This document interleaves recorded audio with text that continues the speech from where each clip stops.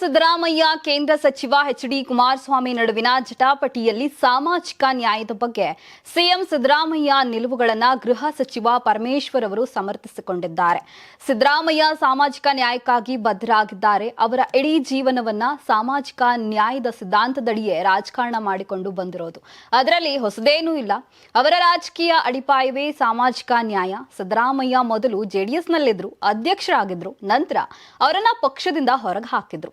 ಏನೆಲ್ಲಾ ವಿಚಾರಗಳು ಇರುತ್ತವೋ ನಮಗೆ ತಿಳಿದಿರಲ್ಲ. ಅವರಿಬ್ಬರ ವಾಕ್ಸಮರದ ಬಗ್ಗೆ ನಾನು ಉತ್ತರ ಕೊಡೋಕಾಗಲ್ಲ ಎಂದಿದ್ದಾರೆ. ಇದೇ ವೇಳೆ ಪವರ್ ಶೇರ್ ಗಲಾಟೆ ಗ್ಯಾಪ್ನಲ್ಲಿ ದಲಿತ ಸಿಎಂ ಕಾರ್ಡ್ ಪ್ಲೇ ಮಾಡಿದ ಸಿಎಂ ಆಪ್ತ ಸಚಿವ ಮಹದೇವಪ್ಪ ವಿರುದ್ಧ ಡಿಕೆ ಸುರೇಶ್ ಸೇರಿದಂತೆ ಡಿಕೆಶಿ ಆಪ್ತರೆಲ್ಲ ಆಕ್ರೋಶ ವ್ಯಕ್ತಪಡಿಸಿದ್ದಾರೆ.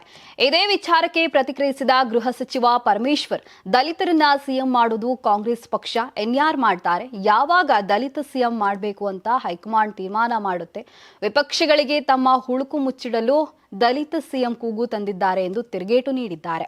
ಇನ್ನು ಬಿಜೆಪಿ ಶಾಸಕ ಚಂದ್ರು ಲಾಮಣಿ ಪ್ರಕರಣದಲ್ಲಿ ಷಡ್ಯಂತ್ರ ಆರೋಪ ವಿಚಾರಕ್ಕೆ ಪ್ರತಿಕ್ರಿಯಿಸಿ, ಲೋಕಾಯುಕ್ತದವರು ಎಲ್ಲವನ್ನ ನೋಡಿಯೇ ಮಾಡಿರ್ತಾರೆ. ಮುಂದೆ ಕಾನೂನು ಪ್ರಕಾರ ಕ್ರಮ ವಹಿಸ್ತಾರೆ. ಬಿಜೆಪಿಯವರು ಭ್ರಷ್ಟಾಚಾರದ ಬಗ್ಗೆ ಯಾವಾಗಲೂ ಪಾಠ ಮಾಡ್ತಾರೆ. ಈಗ ಬಿಜೆಪಿ ನಾಯಕರು ಮೌನವಾಗಿದ್ದಾರೆ, ಯಾರೂ ಮಾತನಾಡ್ತಿಲ್ಲ ಎಂದು ಕುಟುಕಿದ್ದಾರೆ.